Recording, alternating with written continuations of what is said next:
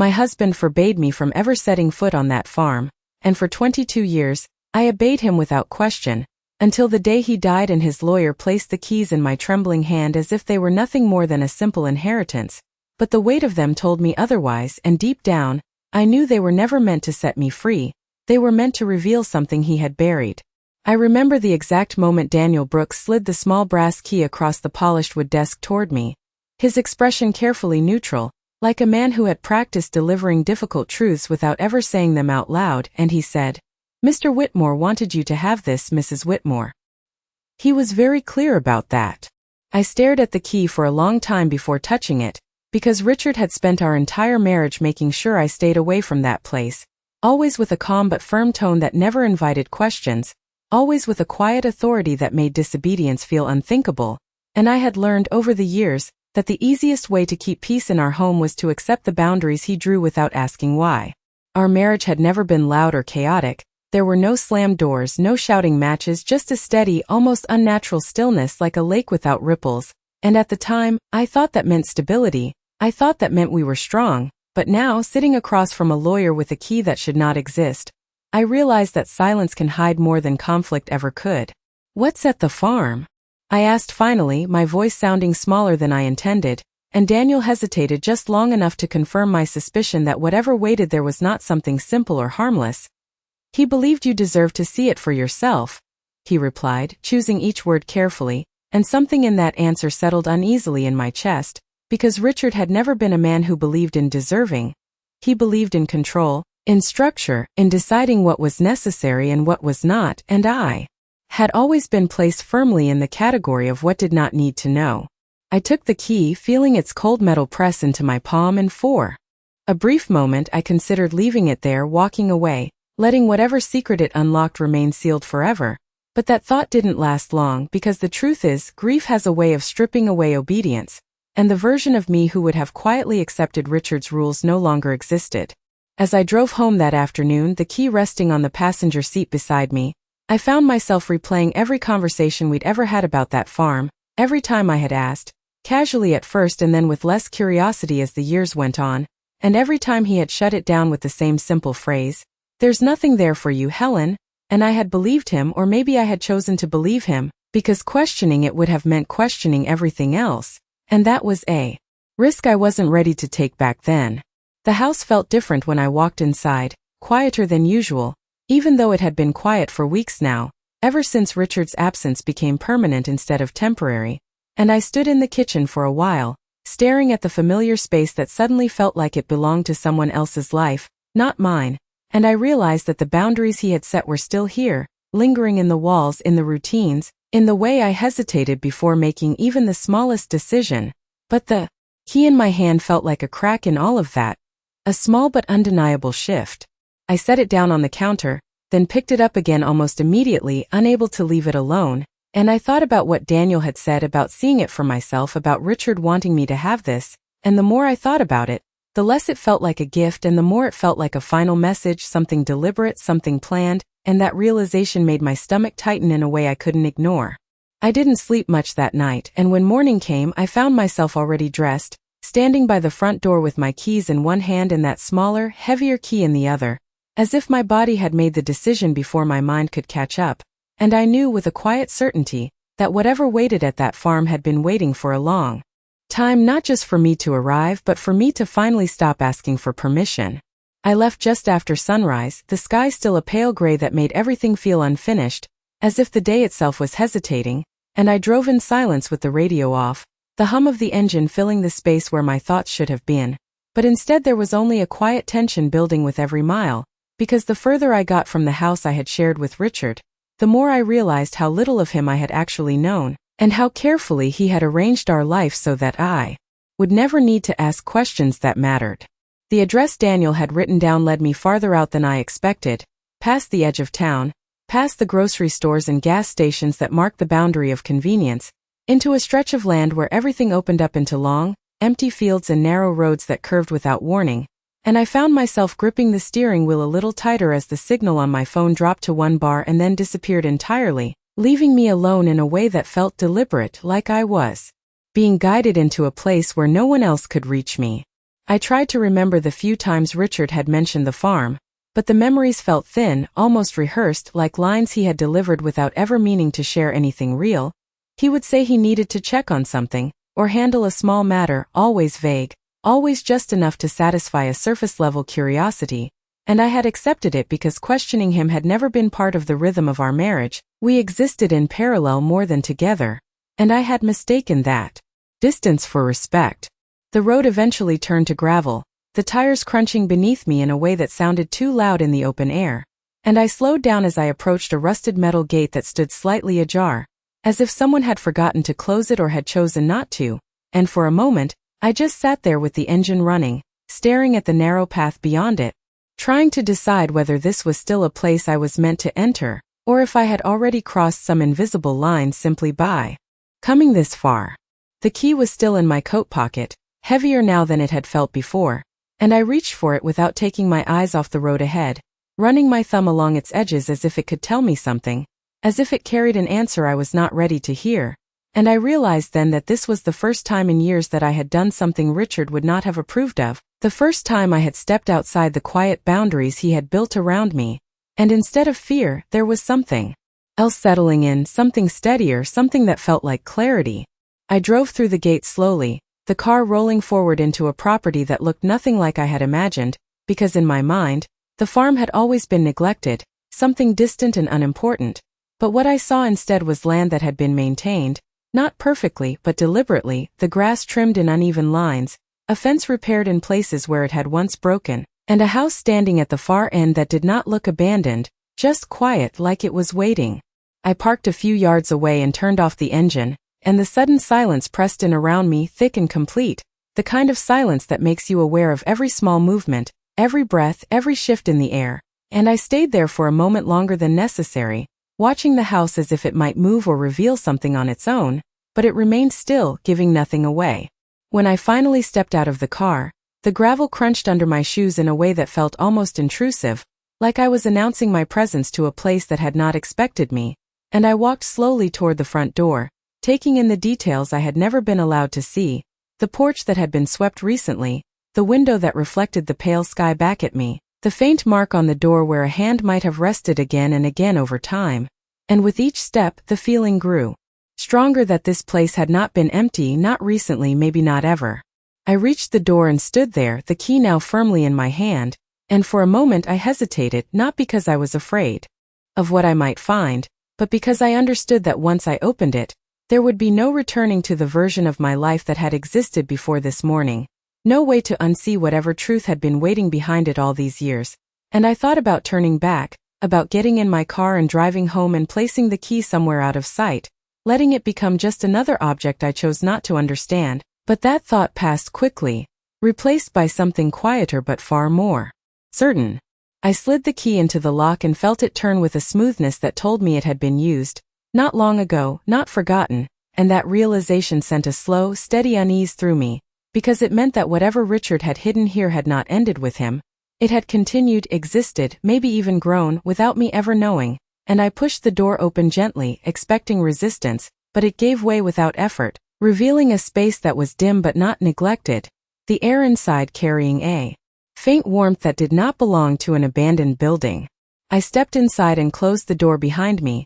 the sound soft but final, and I stood there for a moment, letting my eyes adjust, taking in the outline of furniture that did not match anything in our home, a couch that had been used, a table that held objects I could not yet make out clearly, and a stillness that felt different from the one outside, more contained, more personal, like I had stepped into someone else's life rather than an empty structure. I moved forward slowly, each step measured, my attention drawn to the smallest details, a jacket draped over the back of a chair, a pair of shoes placed neatly near the wall, and I stopped when I saw the first photograph sitting on the edge of a shelf, not hidden, not turned away, just there, waiting to be noticed, and even from a distance, I could tell it did not belong to the life I thought I had lived, because the man standing in that picture, smiling in a way I had not seen in years, was my husband, and he was not alone. I did not reach for the photograph right away because something about the way it sat there so openly made it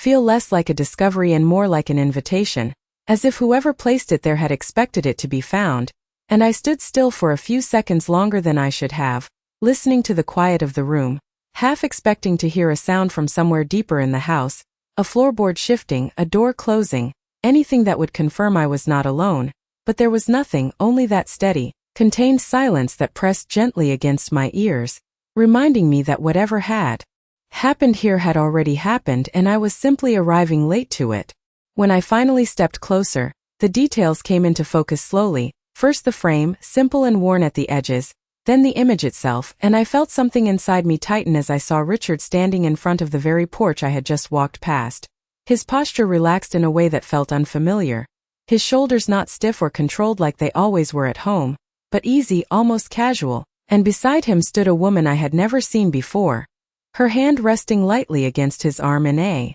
way that was neither hidden nor hesitant, and the expression on her face was not one of secrecy, it was one of belonging. I did not react the way I thought I would. There was no sharp intake of breath, no immediate wave of anger or grief, just a quiet stillness settling deeper into me, like something aligning into place that had been slightly off for a very long time, and I reached out and picked up the frame, noticing how clean it was, how recently it must have been dusted, and that detail alone told me more than anything else could have, because it meant this was not a forgotten corner of a life that had ended. It was a space that had been maintained, continued, perhaps even cherished. I set the photograph back down carefully exactly where I had found it, and turned my attention to the rest of the room, letting my eyes move slowly from one object to another, not searching in a frantic way but observing, cataloging the way I used to do when something felt out of place but I could not yet explain why. And I noticed the small things first, the kind of things that do not belong in a space that is meant to be temporary, a folded blanket draped neatly over the back of the couch, a stack of books with bookmarks tucked inside as if someone planned to return to them, a pair of reading glasses resting beside a mug that still held a faint ring of dried coffee at the bottom. I moved further in, my steps quieter now, almost instinctively careful, and I passed through the living area into what looked like a kitchen, where the signs of recent use were even clearer. A dish left in the drying rack, a towel hanging slightly askew, a faint scent of something warm that had long since faded but not disappeared entirely, and I found myself pausing again, not out of fear, but because the reality of it was beginning to settle in. This was not a hidden storage place or an unused property, this was a home, fully lived in, and I had never been meant to see it. I opened a cabinet without thinking, then closed it just as quickly, not because there was anything alarming inside, but because the action itself felt intrusive in a way I could not ignore, like I was crossing a boundary that had existed long before I arrived, and I stepped back, letting my hands fall to my sides, reminding myself that I was not here to disrupt, not yet, I was here to understand. As I turned toward the hallway, I caught sight of another photograph on the wall, larger this time, framed more carefully, and I walked toward it slowly, already knowing what I would find but needing to see it clearly, to remove any doubt that might still exist. And there he was again, Richard, standing in the same relaxed way, but this time the woman beside him was closer, her head tilted slightly toward his shoulder, and between them stood a young boy, maybe 10 or 11 years old, his expression open and unguarded, the kind of smile that comes easily when you feel secure, and for a moment I simply stood there, looking at the three of them, letting the image settle into something real, something undeniable, because this was no longer about suspicion or interpretation. This was a life, complete and visible, that had existed alongside mine without ever touching it. I felt my hand tighten slightly at my side. Not in anger but in recognition, because suddenly the long weekends, the vague explanations, the distance that had defined so much of our marriage, all of it began to take on a different shape, one that made more sense than the quiet version I had accepted for so many years, and I realized that the silence between us had not been emptiness, it had been space, carefully maintained, so that this other life could exist without interference. I stepped back from the photograph and continued down the hallway, each door I passed feeling less like a mystery and more like a confirmation of something I already understood, and when I reached the first bedroom, I paused only briefly before opening it, the movement steady, deliberate, and inside. The space was simple but unmistakably lived in, a bed neatly made, a dresser with a few personal items arranged without care for presentation, and on the nightstand another small photograph, this time of the boy alone, holding what looked like a fishing rod, standing by the edge of a lake I did not recognize, and I found myself studying his face, searching for something familiar, some feature that would connect him to the man I had known. And there it was, subtle but clear, the shape of his eyes, the line of his jaw, enough to remove any lingering uncertainty. I did not say anything, even though I was alone, even though there was no one to hear me if I had, because words felt unnecessary, almost inappropriate, in a place where the truth had already been laid out so plainly, and I moved to the window, looking out at the stretch of land beyond, trying to imagine how many times Richard had stood in this exact spot, how many moments had taken place here that I would never know. And instead of asking why, I found myself asking something else entirely, not what he had done, but how carefully he had managed to keep it separate, how precisely he had divided his life so that one version never bled into the other. And as that thought settled in, I felt something shift again, not a break, not yet, but a quiet adjustment, the kind that happens when you stop trying to fit a truth into the shape you expected and begin to see it for what it actually is. I did not rush through the rest of the house because there was no longer any need to chase answers. They were already here,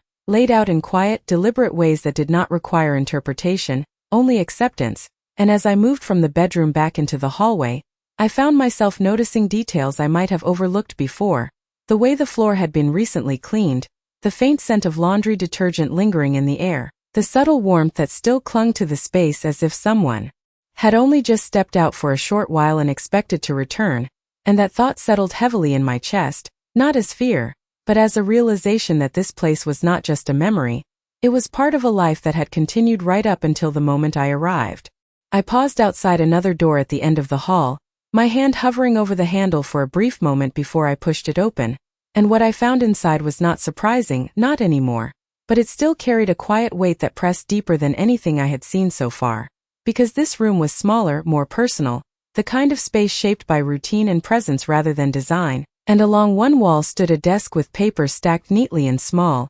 organized piles, a lamp positioned carefully to one side, and a chair that had been used often enough to leave a slight indentation in the cushion. I stepped closer, my movements slow and steady, and my eyes moved over the surface of the desk, taking in the objects one by one, a pen placed precisely parallel to the edge, a closed notebook, a small framed picture turned slightly toward the chair as if it had been meant for someone sitting there. And I reached out almost without thinking, turning the frame fully toward me, and there it was again, the same boy, a little older this time, maybe 12 or 13, standing beside Richard with a look of quiet pride, and something about that expression stayed with me longer than anything else, because it was not just familiarity, it was connection, something built over time, something that could not exist without consistency, without presence, and that meant this was not an occasional visit or a hidden mistake, this was a life that had been lived in full. I set the frame back down exactly where it had been and opened the notebook beside it, not out of curiosity anymore, but out of a growing need to understand the structure of what I was seeing, and inside were pages filled with neat, deliberate handwriting, notes that tracked dates, expenses, small details about repairs, weather conditions, even reminders that felt personal rather than practical, and as I flipped through them slowly, I began to see a pattern, not chaotic, not careless, but precise, intentional, like someone had been maintaining not just a property but a routine, a system that required attention and time, and as I reached the final pages, I saw entries that were recent, only days old, written in the same steady hand, and that was when the thought shifted again, because this was no longer about what Richard had hidden, it was about who else had been here, who had continued this life after him, who had kept the structure intact as if nothing had changed. I closed the notebook gently and stepped back, my gaze drifting toward the window again, the same stretch of land beyond it, unchanged and still, and I realized that the question I had carried with me when I first arrived had already been answered, but it had been replaced by something more complicated, not what had happened, but how much of it was still happening now, and whether this place belonged to the past or the present. I walked back into the main living area, my steps quieter now, more measured, and I stopped near the center of the room, letting myself take it all in again, but this time with a clearer understanding. The furniture was not random, it was chosen, the objects were not scattered, they were placed, everything here reflected decisions, habits, a rhythm that had nothing to do with the life I had shared with Richard, and that realization did not break something inside me the way I might have expected. It settled instead, firm and steady, like a piece of truth finally finding its place. My eyes moved once more to the photograph on the shelf, the one I had seen first, and I stepped closer to it again, studying it with a different perspective now, noticing the way the light hit their faces, the ease in their posture, the absence of tension that had always defined Richard in our home, and I found myself wondering not why he had created this other life, but how long he had been waiting for it, how long he had been living in two worlds without allowing them to touch, and what that meant about the life I thought I knew. I reached out and picked up the photograph again, holding it a little longer this time, and I traced the edge of the frame with my thumb, not out of sentiment but out of focus, grounding myself in something physical while everything else shifted quietly into place, and then I set it back down carefully, exactly as I had found it, because this was not mine to rearrange, not yet, and I turned toward the door, not to leave, but to look at the space one more time as a whole, as something complete. Something that had existed without me for longer than I could measure. And I understood then that this was only the beginning of what I was meant to see, because whatever Richard had left behind here was not just a secret, it was a structure, and structures do not exist without purpose, without continuation, and as that thought settled fully, I felt something else begin to take shape beneath it, something quieter, sharper, not reaction, not grief, but intention, because for the first time since I had stepped through that door, I was no longer just observing what had been hidden from me, I was beginning to consider what I was going to do with it. I did not leave the house right away because something in me understood that walking out too quickly would mean missing something important, not in the obvious sense, not another photograph or another object that confirmed what I already knew, but something quieter, something structural that held all of this together, and I stood in the center of the living room again, letting my eyes move more slowly this time, not reacting, not judging, just observing with a different kind of focus, the kind that comes when you stop looking for answers and start looking for patterns. The sunlight had shifted slightly since I first arrived, casting longer shadows across the floor, and it made the room feel less static, less like a frozen moment and more like a place that existed in time. And I noticed how the light fell across the table near the window, where a small stack of envelopes rested beside a set of keys that were not the one I had used to enter, and I moved toward them without hesitation, because by now hesitation felt unnecessary. I was already inside the truth, and there was no version of this that could still surprise me in the way it had when I first stepped through the door. The envelopes were addressed neatly, the handwriting consistent, careful, and I recognized it immediately, not because I had seen it often, but because I had seen it enough to know its precision, its control, and for a moment, I simply stood there looking at my own name written across the front of one of them, Helen Whitmore, in Richard's handwriting, placed here in this house, in a place I was never meant to enter. And that detail alone carried more weight than anything else I had found so far, because it meant this was not just a hidden life, it was a planned one, one that accounted for me, one that anticipated this moment. I picked up the envelope slowly, feeling the slight stiffness of the paper, the seal unbroken, and I turned it over in my hands, noticing there were others beneath it, each labeled with dates, each arranged in a way that suggested order rather than randomness. And I realized then that this was not a single message, it was a sequence, something meant to be understood over time, and that realization settled into me with a quiet certainty that felt heavier than shock ever could.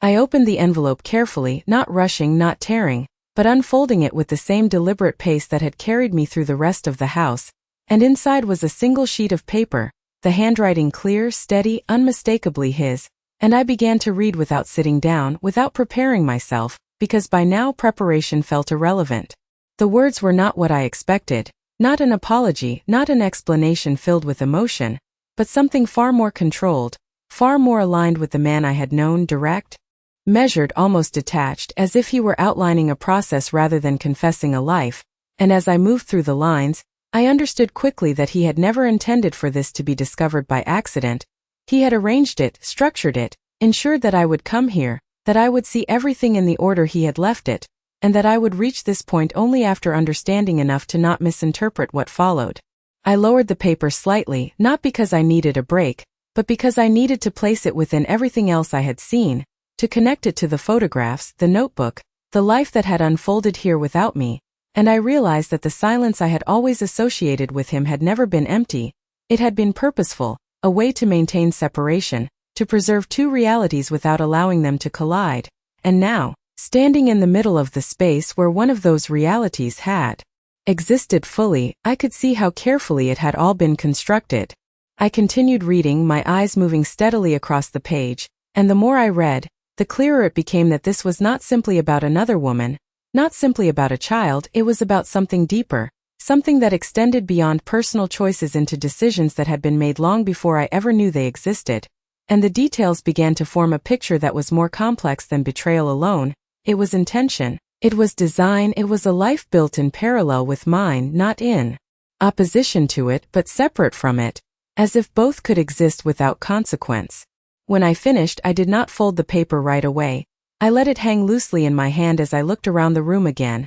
seeing it differently now, not as a place of discovery, but as a place of instruction, every object, every arrangement, every detail placed with purpose. And I understood then that I had not just been brought here to find out what had been hidden, I had been brought here to see how it functioned, how it continued, how it might still be in motion even now. I set the paper back into the envelope and placed it exactly where I had found it, aligning it with the others because something told me that order mattered here, that disrupting it too soon would mean losing something I had not yet fully understood. And I stepped back once more, my gaze moving slowly across the space, no longer searching, no longer reacting, but assessing, because whatever this was, whatever Richard had left behind, it was not finished. And for the first time since I had arrived, I felt something shift completely, not just awareness, not just acceptance, but control beginning to form, quiet, deliberate, and steady, because if this place had been built to function without me, then stepping into it meant more than just uncovering the truth, it meant becoming part of it. And I was no longer certain that I intended to remain only an observer. I did not pick up another envelope right away because something in me understood that the order mattered, not just for the sake of structure, but because whoever had arranged this had expected me to follow a path, not rush through it. And I stood there for a moment longer, letting the quiet settle again, but this time it felt different, not passive, not something I was moving through, but something I was beginning to control, even if only slightly, even if only by choosing what to look at next. My eyes returned to the stack of envelopes, each one marked with a date, each one placed with the same precision I had seen in everything else here. And I realized that this was not just documentation, it was a timeline, something meant to guide me through a sequence of understanding rather than overwhelm me all at once. And I reached for the next one carefully, noting the date written in Richard's handwriting, earlier than the first, not by much, but enough to suggest that what I had already read was not the beginning, just the point at which he believed I would be ready to understand more. I opened it with the same steady hands, unfolding the paper inside without hesitation, and as I began to read, I noticed immediately that the tone had shifted slightly, not softer, not more emotional, but more detailed, more specific, as if he were moving from explanation into instruction, and I felt that same quiet tension return, not sharp or overwhelming, but present, like a line being drawn that I could not yet fully see.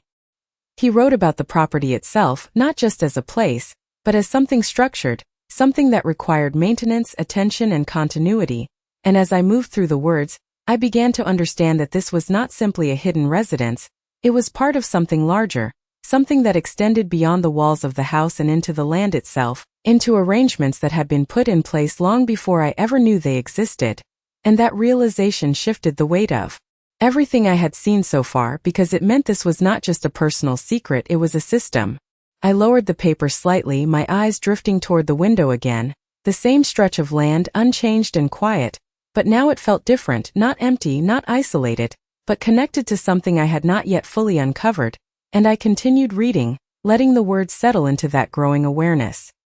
He mentioned names, not many, but enough to suggest that this place had never been entirely separate, that there were others who knew of it, who interacted with it in ways I did not yet understand, and the precision of his writing made it clear that this was intentional, that every detail had been considered, every possibility accounted for, and that I had been kept outside of it not by accident but by design. I finished the letter and held it in my hand for a moment longer, not because I needed to process it, but because I was beginning to see how each piece fit into something larger, something that was still unfolding even now, and I set it back carefully, aligning it with the others, maintaining the order he had established, because breaking it too soon felt like losing control of the only structure I currently had. I stepped away from the table and moved slowly through the room again, but this time my focus was different, not on what was visible, but on what connected it all, the way the objects related to one another, the way the space functioned as a whole, and I found myself drawn back to the desk in the smaller room, the notebook still resting where I had left it, and I opened it again, this time with a more deliberate purpose. The entries made more sense now, the dates aligning with what I had just read, the notes no longer just records of maintenance, but part of a pattern, a routine that extended beyond a single person. And I traced one line with my finger, noticing how it referenced something outside the property, something that suggested movement, interaction, continuation, and that was when the realization settled more fully. This place was not isolated, it was part of an ongoing process, one that had not ended with Richard's death. I closed the notebook slowly and stood there for a moment, letting that understanding take its place alongside everything else, and I felt that shift again, deeper this time, not just awareness but position, because the more I saw, the more I understood that I was no longer just uncovering something that had been hidden. I was stepping into something that was still active, still functioning, still waiting for someone to take hold of it. I walked back into the main room and stopped near the table once more, my eyes resting on the envelopes, the keys, the arrangement that had been left for me, and I realized that the question I had carried with me since the moment I took that first key was no longer the right one. It was not about why he had done this, or how long it had existed. It was about what came next, about whether this structure continued as it was, or whether it changed now that I was here. I reached out and picked up the keys resting beside the envelopes, turning them slightly in my hand, noticing that they were not identical to the one I had used at the door, that they opened something else, something I had not yet seen, and I felt a quiet certainty settle in, not dramatic, not overwhelming, but steady and clear, because for the first time since I had arrived, I was not reacting to what had been left behind. I was making a decision about how I would move forward within it, and that decision did not come from anger or grief. It came from understanding, from seeing the structure for what it was and recognizing that I now stood at the center of it, whether I had chosen to or not. I stood there with the second set of keys in my hand longer than I expected, not because I was uncertain, but because I understood that whatever they opened would not simply add to what I had already seen, it would change the structure of it, and I turned them slowly between my fingers, feeling the weight, noticing the slight difference in size, the way one key was more worn than the others, as if it had been used more often, and that detail alone told me that there was another part of this place that mattered just as much as the house. Self, maybe more. I moved toward the back door without rushing, my step steady, my attention fixed not on what I might find, but on how it would fit into everything else, and when I opened it, the air outside felt cooler, quieter, the kind of stillness that stretches across open land and settles into your bones without asking permission. The path behind the house was not obvious at first, but as I stepped forward, I could see the faint outline of it, a line where the grass had been pressed down over time, leading away from the house toward a structure set farther back, partially hidden by a row of trees that had grown thick enough to obscure it from a distance, and I followed that path without hesitation, the gravel shifting under my shoes, the sound soft but steady, marking each step in a way that made the silence feel even more pronounced. As I got closer, the structure came into clearer view, not large, not imposing, but solid, maintained, with a door that looked newer than the rest of it, the wood lighter, the handle polished from use, and I slowed slightly as I approached, not out of fear, but out of recognition, because this was not something abandoned or forgotten, this was something active, something that had been used recently, and the key in my hand seemed to confirm that before I even reached the door. I stopped just in front of it, taking a moment to look around, the land stretching out behind me, the house now partially obscured by distance, and I realized how deliberately this had all been arranged, the separation, the distance, the way each part of this place existed within its own boundary while still connected to the whole, and I understood then that whatever was behind this door was not separate from what I had already discovered, it was the continuation of it. I inserted the key slowly, feeling it catch for just a second before turning smoothly, the mechanism giving way with a quiet click that sounded louder than it should have in the stillness, and I pushed the door open carefully, expecting darkness, but instead I was met with a space that was lit by a small window near the back, the light filtering in just enough to reveal what was inside without fully exposing it all at once. I stepped in and closed the door behind me, the sound soft, contained, and I stood there for a moment, letting my eyes adjust, letting the shapes in the room come into focus one by one, and what I saw did not shock me in the way it might have hours earlier, but it did settle something deeper, something more definitive, because this was not a storage space, not a place for tools or equipment, it was organized, intentional, and every object inside it carried the same precision I had seen in the house. Along one wall were shelves, not cluttered but arranged, holding folders, boxes, and containers that were labeled in the same careful handwriting I had already come to recognize, and I moved closer, reading the labels without touching anything at first, dates, locations, references that extended beyond the property itself, and I realized quickly that this was documentation, records not just of the land, but of something ongoing, something that had required attention, tracking, consistency. I reached out and opened one of the folders, the movement controlled, deliberate, and inside were pages filled with the same neat handwriting, but these were different from the notebook in the house, more formal, more structured, and as I scanned the lines, I began to see that these were not personal notes. They were records of transactions, agreements, interactions that connected this place to something larger, something beyond the boundaries of the farm. I turned a few pages, not rushing, not searching for a specific answer, but allowing the pattern to reveal itself. And the more I read, the clearer it became that this was not just a hidden life. It was a network, something that extended outward, something that had been maintained carefully over time, and that realization shifted everything once again because it meant that Richard had not simply divided his personal life, he had built something that operated independently, something that did not rely on the version of him I had known at home.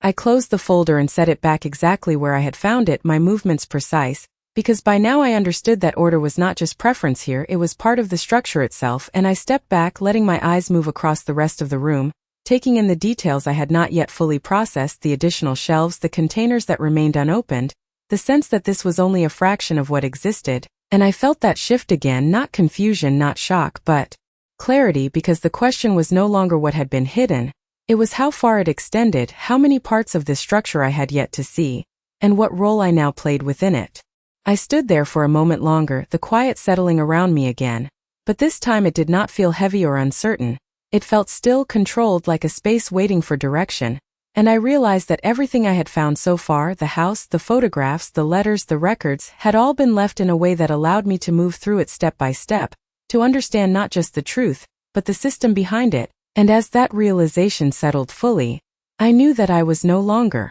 standing at the edge of something hidden. I was standing inside something that had been waiting for me to take hold of it, whether I had wanted to or not. I did not rush out of the structure because leaving too quickly would have meant losing the advantage I had only just begun to understand, and I stood there with the quiet certainty that whatever this place was, it had not been designed for chaos or discovery in a single moment. It had been built for control, for continuation. And now that I could see that clearly, I realized that reacting emotionally would only push me back into the position I had unknowingly held for years, the position of someone who was kept outside of decisions rather than shaping them. I turned back toward the shelves, this time not as someone uncovering a secret, but as someone evaluating an operation, and I moved with more intention, selecting one of the labeled boxes instead of a folder, noticing the way it had been sealed, not tightly, not hidden, but secured enough to suggest importance without secrecy, and I opened it carefully, revealing a series of documents that were more formal than anything I had seen so far, printed pages, signed agreements, structured records that confirmed what had only been implied before. This was not just a private arrangement, it was something that interacted with the outside world, something that had legal presence, financial movement, and continuity that extended far beyond this land. I did not read every line in detail, not yet, because I understood that comprehension was not about absorbing everything at once, it was about recognizing the framework, and what I saw was enough: names, dates, transactions, references that connected this place to accounts, to properties, to decisions that had been made over years, and the consistency of it all told me that nothing here had been accidental, nothing had been left to chance. Richard had not simply created a hidden life, he had built a parallel system that functioned independently, and more importantly, one that could continue without him. I closed the box and placed it back exactly where it had been, aligning it carefully, not out of habit, but because I now understood that maintaining order here meant maintaining access, and I stepped back once more, letting my gaze move across the room with a different kind of awareness, not searching, not questioning, but mapping, connecting, placing each element into a larger structure that was beginning to take shape in my mind. I moved toward the far corner where a small metal cabinet stood, partially tucked away but not concealed, and I opened it slowly, finding inside a set of files that were more personal in nature, identification records, documents tied to the names I had seen earlier, and as I flipped through them, I felt that same steady shift settle deeper within me. Because this was no longer just about Richard's choices, it was about people, real individuals connected to this system,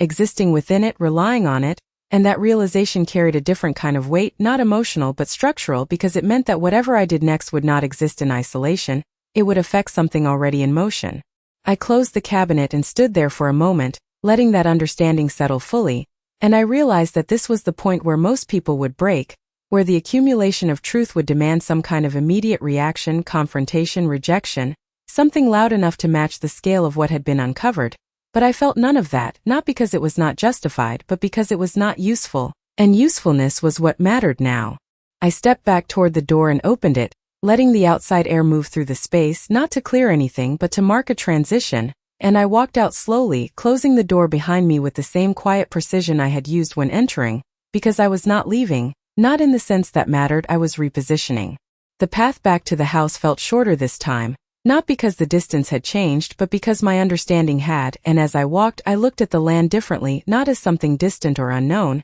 but as something structured, something that had been maintained with purpose, every section connected, every boundary intentional, and I could see now how the house and the structure behind it were not separate entities, but parts of the same design, one for living, one for operating, both existing in balance. When I reached the house again, I did not go inside immediately. I paused on the porch, looking out across the open space, letting the stillness settle around me one more time, and I realized that the version of me who had arrived here earlier that day, uncertain, reactive, searching for answers, no longer existed in the same way, because answers were no longer the goal, control was. I stepped inside and moved directly to the table where the envelopes remained, the keys still resting beside them, and I picked up the next envelope without hesitation, not because I needed more information to react, but because I needed it to act, and as I opened it, I felt that same steady focus return, the same controlled awareness that had replaced everything else, because I now understood that this was not the end of what had been hidden,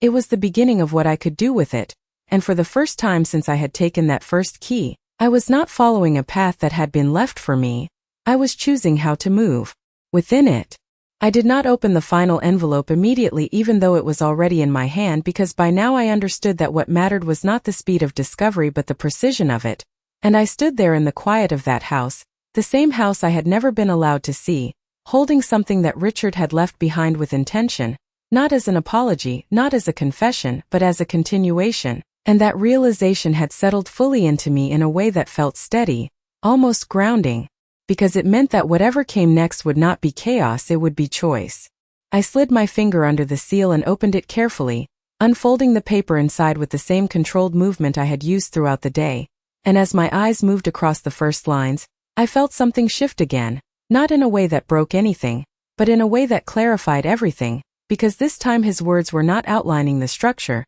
they were addressing me directly, not emotionally, not with regret, but with acknowledgement, as if he had always expected that I would reach this point and see it clearly. He wrote about continuity, about responsibility, about the importance of maintaining what had already been built, and the tone was unmistakable, not pleading, not defensive but instructional, as if he were handing over something that had always been meant to outlast him, something that required someone capable of understanding it without dismantling it, and I realized then that this had never been about hiding something from me out of fear. It had been about keeping me separate until the moment I could see it without reacting in a way that would destroy it. I lowered the paper slightly and looked around the room again, the same furniture, the same objects, the same carefully arranged space that had once felt foreign but now felt structured, almost familiar in its logic, and I understood that the question was no longer why he had done this, that question had already dissolved into something irrelevant, the real question was whether I would allow it to end with him or continue beyond him. I continued reading, my eyes steady, my thoughts aligned with the rhythm of his words, and he outlined what needed to be maintained, what connections existed, what decisions would need to be made in the absence of his presence, and there was no doubt in the way it was written. He had chosen me for this, not because I had been part of it before, but because I was the only one who could step into it now without being bound by it in the same way the others might be. When I reached the end of the letter, I did not feel anger, I did not feel grief, I felt something far more controlled, something that had been building quietly since the moment I took that first key, a sense of position, of placement, of understanding exactly where I stood within something that had once existed completely outside of me. I folded the paper slowly and placed it back into the envelope, aligning it with the others, maintaining the order that had guided me here, and I stepped back, taking in the room one more time, not as someone discovering it, but as someone evaluating it as a whole, every detail now connected, every piece fitting into a structure that I could see clearly from beginning to end. I walked to the window and looked out across the land, the same quiet stretch that had felt distant when I first arrived, and I realized how different it looked now, not because it had changed, but because I could now see the boundaries, the connections, the purpose behind its design, and I understood that leaving this place unchanged would be a decision just as deliberate as altering it, and that realization settled into me with a calm certainty that felt almost inevitable. I turned away from the window and moved back toward the table, picking up the keys once more feeling their weight in my hand not as something foreign anymore, but as something that belonged to the structure I now understood. And I knew then that whatever this place had been before I arrived, it would not remain the same after I left, not because I intended to destroy it, but because I intended to shape it, to define its direction instead of simply preserving what had been left behind. I walked toward the door and stepped outside, closing it behind me with the same quiet precision I had used before. And I paused on the porch for a moment, not out of hesitation but out of recognition, because this was the point where everything shifted from understanding into action, and I could feel that transition settle fully, not as something dramatic but as something steady and irreversible. I looked once more toward the structure behind the house, the path now clear in my mind, the connections no longer hidden, and I understood that what I had uncovered was not just a secret, it was an inheritance, not in the traditional sense, not something defined by sentiment or obligation, but something defined by control, by continuity, by the ability to see a system and decide what it becomes next. I stepped down from the porch and walked back toward my car, the gravel crunching softly beneath my feet, the same sound that had marked my arrival now marking something entirely different, and I did not look back immediately because I did not need to. I knew exactly what was there, exactly how it functioned, exactly what it required, and when I finally did glance over my shoulder, it was not with uncertainty, it was with clarity. Because I was no longer someone who had been kept outside of it. I was the one who held the keys, and more importantly, I was the one who now understood what they were meant to open.